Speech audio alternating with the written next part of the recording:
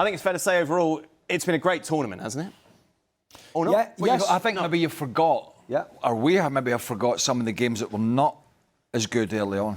No, but I don't think there were that many. No. Yeah, and I think Haiti, Scotland. Yeah. Scotland, Morocco. Yeah, exactly. Scotland, anything involving Scotland. I actually think there's been a lot of good stories. I think that's the thing. I don't like all the way they shoehorn the third place teams in. I don't like that. And I think the head-to-head took away some of the instead of goal difference excitement in the final games. For example, the US against Turkey would still have meant something. It did not.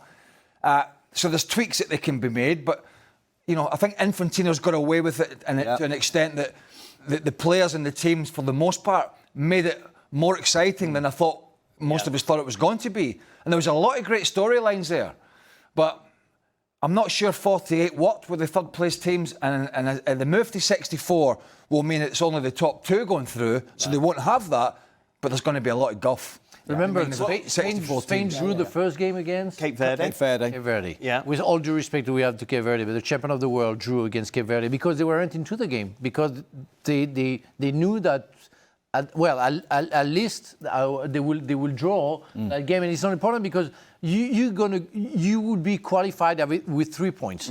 So it didn't mean anything. So we had an average overall, even if it was nice for the small team or so-called small team, we had an average group stage. Right. And then after, it got interesting. Yeah, the knockout stages, it gets better, doesn't it? Yeah. I mean, they were fortunate, I think, because the so-called lesser teams, the smaller sides, weren't humbled.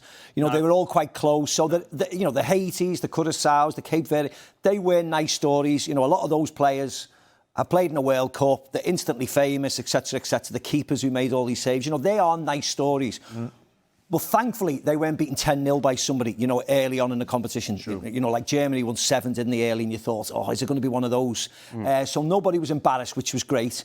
But I think Craig's right. There's lots of tweaks to be made. They won't make any tweaks. And one of the but it was a very Americanized FIFA World Cup for the Europeans. A lot of things drove me crazy. No, today, the hydration breaks. It's effectively 4 quarters and a half an hour half-time show. That's what it was. Yeah. They're giving out commemorative rings for winning a trophy. I mean, it's so Americanized. It's gone crazy. Yeah. So I hope that the next World Cup, when we go back to Europe, even though it's going to be hot, I get the hydration breaks because it's hot. Right. But this was more than hydration breaks. This was like another half-time.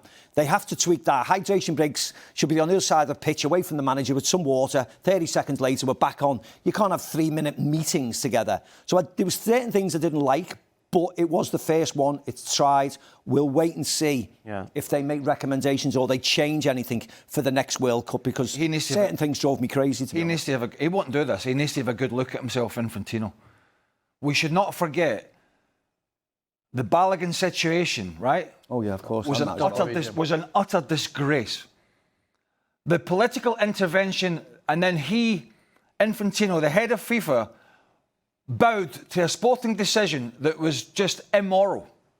It never affected the tournament in the end, but it could have done. It was the Wild West. It was lawlessness of the head of FIFA, basically doing whatever he wanted for a player to be able to play in a match. And all this excitement and entertainment, we should not forget there is a huge question mark, even more so now, Dan, than about the integrity of this organisation, because that showed the world that Infantino is capable of making a singular decision on his own and then just brushing it aside and saying, well, get on with it, the rest of the world. And all this World Cup that we've seen, we should not forget that he curried favour with the home nation to try and get them through to the quarterfinals and beat Belgium, and it backfired amazingly badly.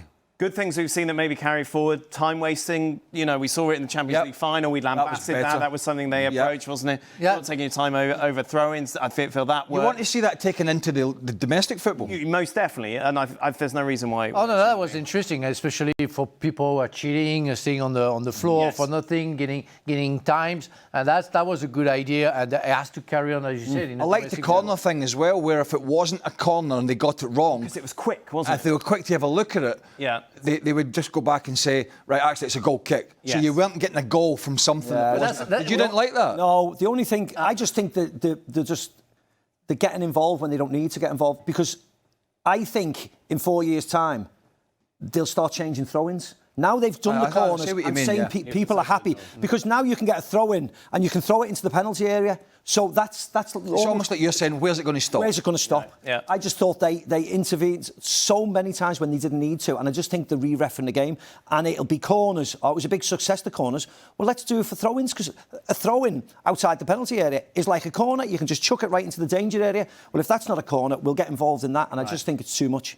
Ending on a positive, I think the best thing about this tournament is that the best team won. Yeah, exactly. That's the morale of that World Cup. Spain deserved to win, and they won, and it's good for the football. Yeah, it's great for football, isn't it? Yeah. Almost as in all the cheating, all the diving, all this. Yeah, no, all the conspiracies. The best team won. Yeah. That's it. All the teams that try to defend their way to it. Yeah. That is it then, our last day in New York. Thank you to everyone behind the scenes who've been very patient with Frank. That's much appreciated. ESPN FC, they're back tomorrow.